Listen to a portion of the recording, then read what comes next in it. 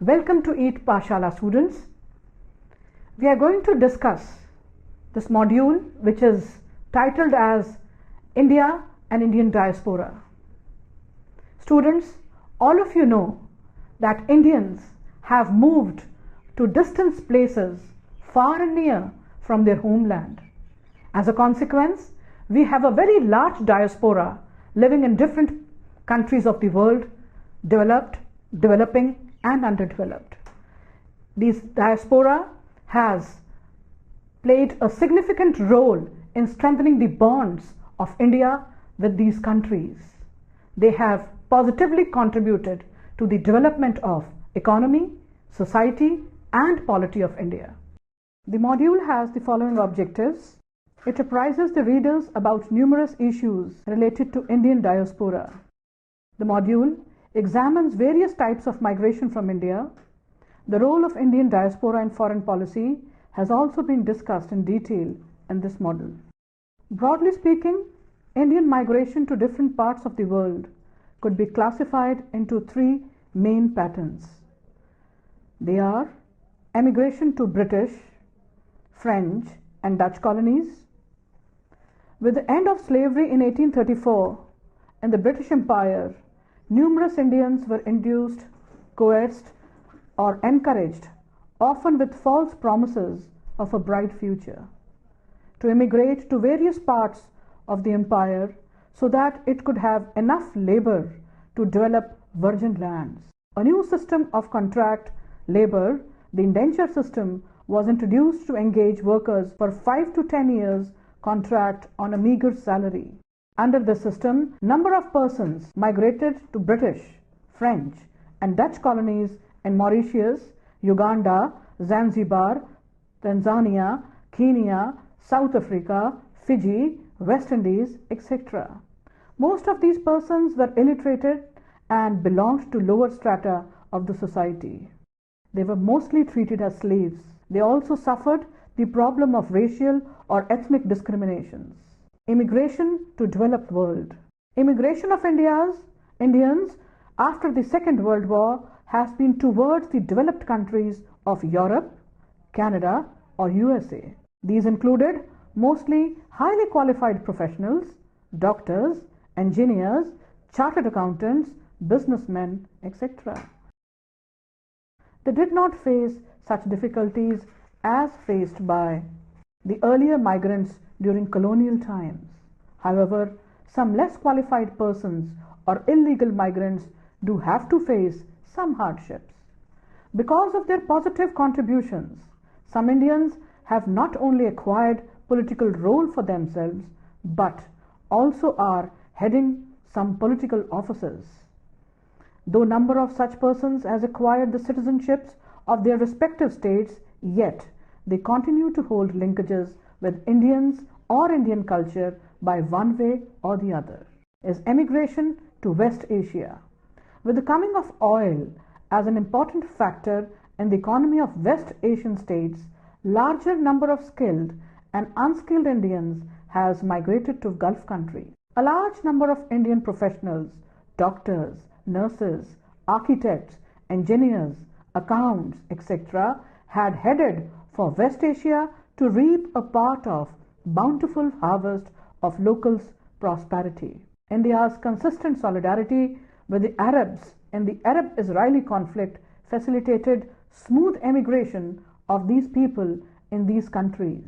Most of them still hold the status of non-resident Indians, as West Asian countries are very strict about the naturalization process. A very few persons could acquire citizenship of those countries. Even the businessmen could do their activities either through the local sponsor or through some multinational firms. However, during the current liberalization process in the Gulf economies, a new role for Indians is inevitable. A distinct class of new generation of Indian entrepreneurs is emerging. For instance, the name of Manu Chhabria, Ram Baksami, Raghuram Shetty, Yosul Ali are well-known entrepreneurs in the Gulf countries. Indian nationals in the Gulf have been major source of foreign exchange for the country.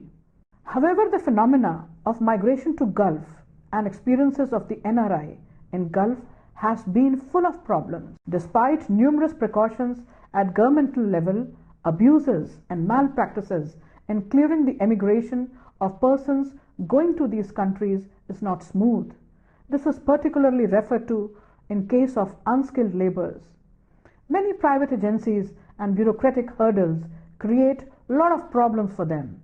Similarly, the NRIs also had to face number of bank frauds, inconvenience, investment problems, etc. to get the real value of their money repatriated to India. That is why government on the one hand is making the process of migration more transparent and easy, whereas on the other hand making simplified policies and rules to engage the NRIs from the West Asia to engage them in the development process of this country. Status of migrants. Before assessing the role of overseas Indians in India's foreign policy, it becomes inevitable to discuss about the type and status of these in different countries. Broadly speaking, 20 million Indians are living in different parts of the world. On the basis of their status, they could be categorized into three main groups. Persons of Indian origin, PIOs. The first category of persons is associated with the imperialistic policy pursued by colonial masters. They are descendants of migrants during the period of indenture system. Approximately, they are found in 110 countries in all the continents of the world. They have to face numerous sufferings during the period and even in the contemporary times.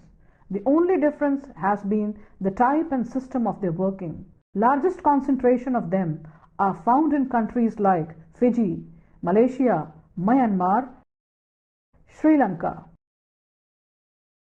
Mauritius, East and Central African states, West Indies, etc. They suffered from racial backlash from both the colonial masters and indigenous population to present times. The most of them are now part of the population of those states, yet some have to face second migration to the third country. Non-resident Indians, NRIs. Non-resident Indians is a very recent phenomena of migration, first towards Europe and then towards West Asia.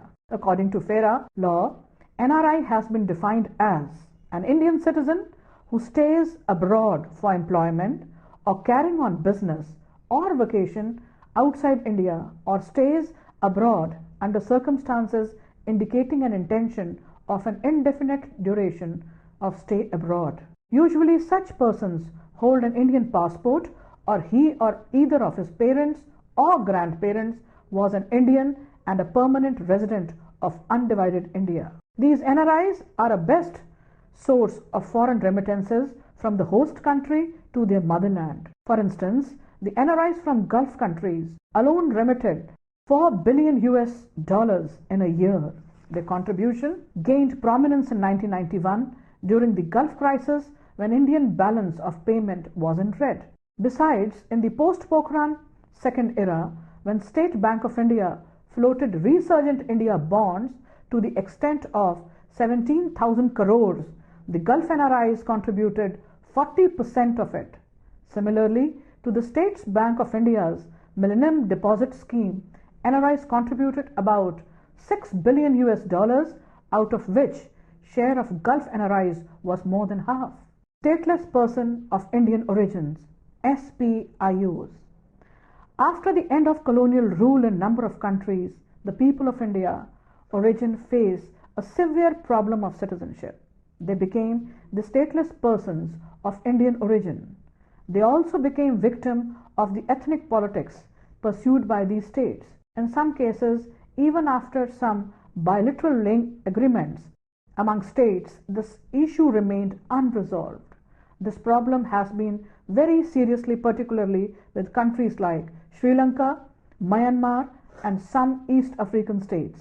To the role of diaspora in foreign policy, the overseas Indians play a significant role in the implementation of foreign policy goals in a number of ways.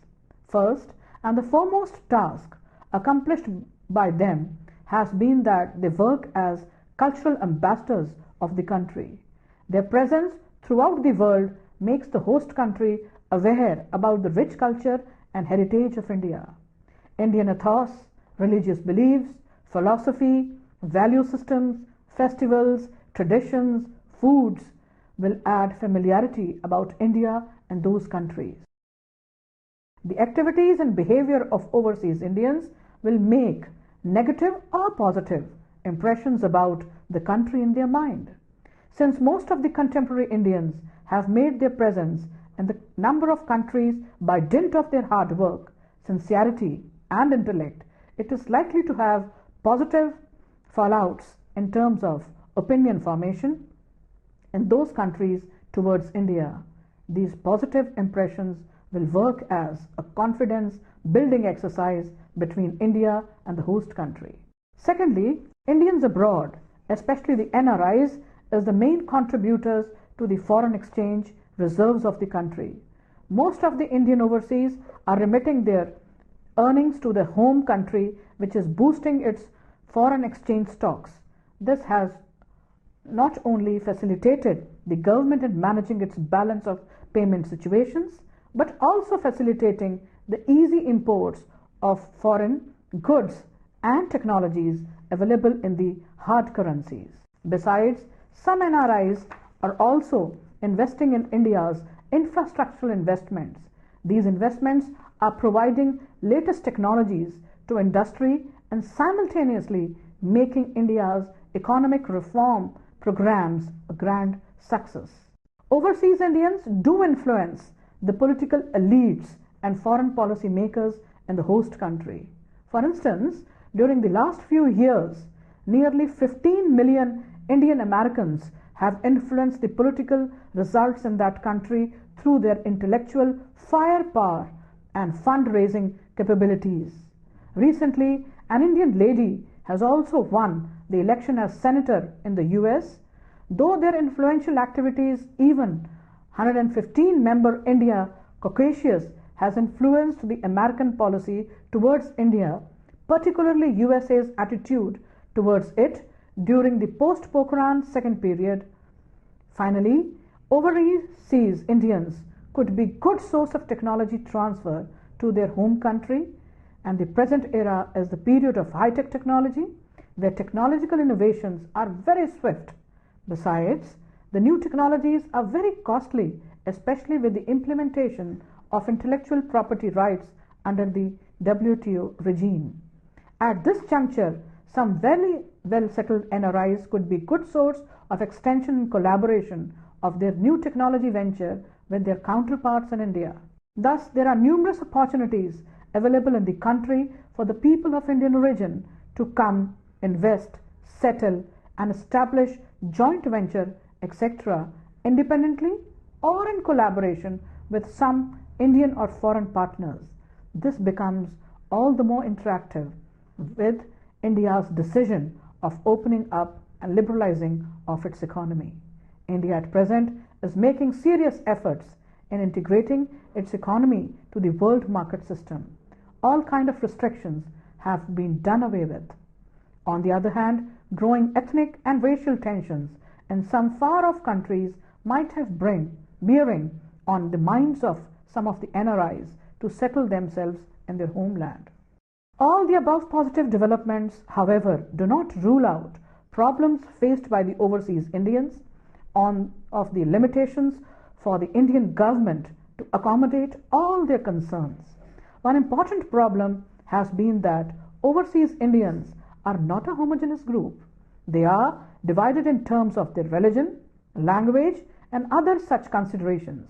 Besides, in some countries, Indians include all the persons belonging to the countries of the Indian subcontinent. Moreover, all these people are different in terms of their economic background, education, social status, nature of their migration, size of their community, majority-minority syndrome of that country, etc. Hence, it will be very difficult to cover them under a single uniform policy. Secondly, Indian government is also restrained by the political compulsions of community of nations. For instance, when the recent crisis in Fiji Mahendra Chaudhary's government was dismissed, India found itself in a helpless position and extending any meaningful support to the Indo-Fijians. Its efforts to mobilize international sanctions against the dictatorial regime in Suva came to a naught, as it was soon because, as usual for most countries that had anything to do with Fiji, even due to global community's inclination to ignore the apartheid-like situation in Fiji, India has refrained from taking the question to the UN. Thus, compulsions of national interest and state sovereignty limit the scope of interference by other countries of a nation's affair. Finally, suggestion of granting dual citizenship to them is not going to resolve the issue. Rather, it is likely to complicate the things further. The move with the dangerous consequences for Indians minority groups in neighboring countries. This will prevent the process of state and nation building in those countries. Though this initiative problem of dual loyalties are bound to arise, which is likely to have grave implications for those countries integrating themselves in a well-knit units. Moreover, they are likely to face vulnerabilities in those societies where they had absorbed themselves. The emerging ethnic and racial backlash in some parts of the developed world will bring them more close to racial conflict and marginalization in those societies. Hence, it will invite more problems for them, rather facilitating their positions. Let me now summarize the entire discussion. Students, Indian diaspora has played a significant contribution in the economy and infrastructure development of this country. But then, their lives are not without problems.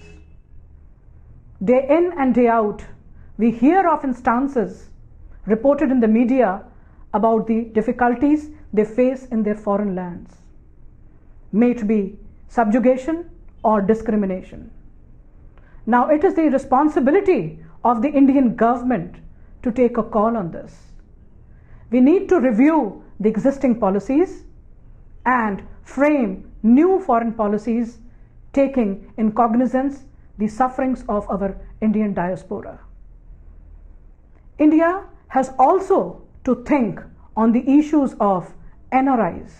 NRIs bring a lot of foreign currency to the country, but then their families are left when they are abroad. The government has to think on this call of social security. Similarly, people of Indian origin staying in different lands have to be addressed, and India has always to share as it lend its embracing arms to the Indian diaspora. We are trying to debate over the issue of dual citizenship, but then it is high time that we debate over this issue before we land up